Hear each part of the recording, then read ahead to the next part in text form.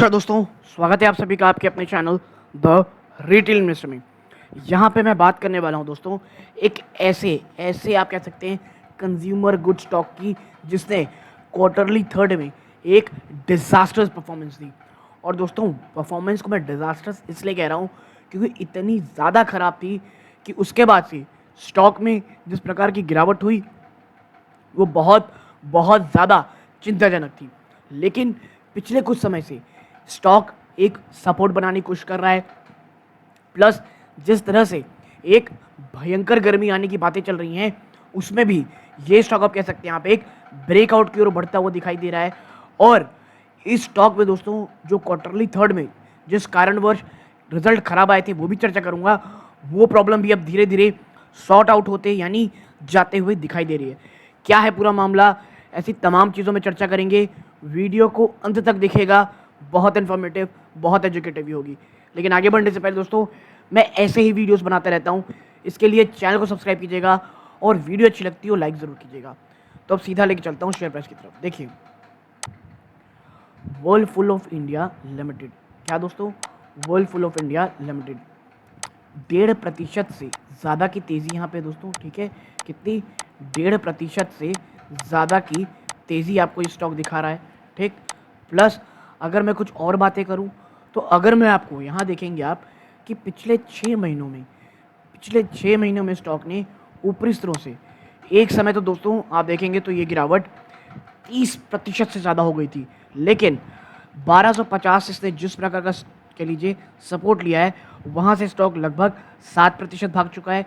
और देखिए ये गिरावट कितनी ज़्यादा सीवियर है, पिछले एक साल में 14% आपको दिख रही है। लेकिन मैं आपको जब 5 साल का दिखाऊंगा ना दोस्तों, तो ऊपरी स्तरों से आप देखें तो स्टॉक गिरते गिरते गिरते एक समय में 52%, जी हाँ दोस्तों 52% से भी ज़्यादा टूट चुका था।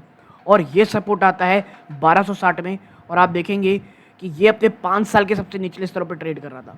और इसीलिए मैं कह रहा हूँ कि जो 1250 है वो एक ह्यूमंगस सपोर्ट है दोस्तों, और वहाँ से अब तेज़ी होती हुई दिखाई दे रही है। लेकिन याद रखिएगा अभी जो इश्यूज़ हैं वो पूरी तरह रिजॉल्व नहीं हुए हैं।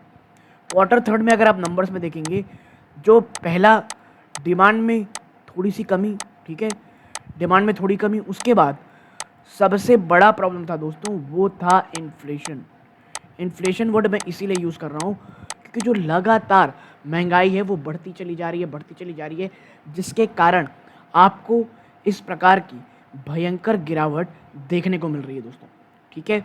तो ये चीज़ अब धीरे धीरे ठीक होते हुए, ये चीज़ें थोड़ी बहुत अच्छी होती हुए अब समझ में आ रही हैं स्टॉक में, और यहाँ से कोई बहुत बड़ी गिरावट मुझे नहीं लगता हमको देखने को मिलेगी।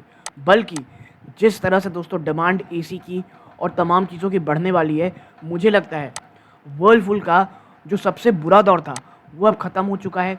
यहाँ से एक तेज़ी आपको देखने को मिलेगी, लेकिन याद रखिएगा सबसे पहले 1350 जिसके नीचे अभी ये ट्रेड कर रहा है, 1350 की जब तक ये ऊपर नहीं बैठता तब तक कोई भी आप कह सकते हैं एक मजबूती तो मैं नहीं कहूँगा, लेकिन हाँ थोड़ी सस्टेनेबिलिटी नहीं आएगी। और जब तक स्टॉक दोस्तों 1550 से लेकर के 1630 ये जो 70 रुपये ना इसके ऊपर जा कर के 1 या 2 दिन क्लोजिंग बेसिस नहीं देता, तब तक कोई स्टेबिलिटी, तब तक कोई मजबूती स्टॉक में नहीं देखने को मिलेगी, ठीक है। और देखिए यहाँ से स्टॉक ना वर्लपुल का स्टॉक कोई बहुत भयंकर गिरावट नहीं दिखा सकता दोस्तों, ठीक है। और बात करूँ वर्लपुल इंडिया की इस प्रकार के नंबर्स की, तो मुझे लगता है कि जो इन्फ्लेशनरी प्रेशर है वो आने वाले समय कम होता दिखाई देगा।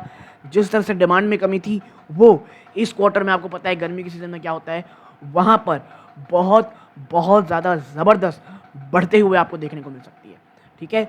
तो मैं यही कहूँगा अगर आप एक लॉन्ग टर्म इन्वेस्टर हैं, अगर आप कह सकते हैं थोड़ा सा रिस्क ले सकते हैं, क्योंकि अभी भी वर्लपुल में निवेश करना कोई बहुत ईजी टास्क नहीं हुआ दोस्तों, थोड़ा सा ये कह ले सकते हैं आप एक रिस्की बिजनेस है। क्योंकि अगर डिमांड जिस तरह की बातें हो रही वो नहीं होती है, और अगर इन्फ्लेशनरी प्रेशर पूरी तरह नहीं जाते हुए अभी भी बना रहता है, तो फिर क्वार्टर 4 के नंबर जब हमको देखने को मिलेंगे, जब हम क्वार्टर 4 के नंबर देखेंगे तो वहाँ पर अगर वीकनेस दिखती है तो एक नई सेट ऑफ गिरावट हो सकती है। तो ये चीज़ ज़रूर ध्यान में रखिएगा।